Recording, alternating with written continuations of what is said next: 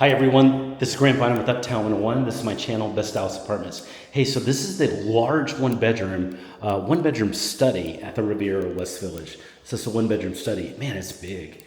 It's really cute. There's a lot of space here. That's the door. That is the fireplace. It's so nice seeing a fireplace. You rarely see those anymore. And then you've got a really cool study that's here. So this study is really nice. And I guess you could call it a study, but you could also call it kind of a breakfast area. And there's a patio that's over there too. So patio is really cool. You've got another area over here. This is truly a breakfast area.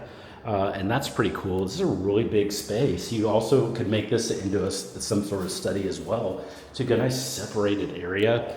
And then here's your kitchen over here. The kitchen's really cute.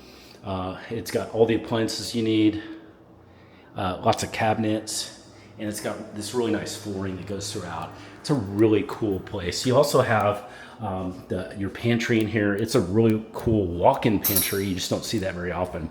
Hey, I'm going to take one more video. That's going to be part 2. We're going to go into the bedroom and bath and see that.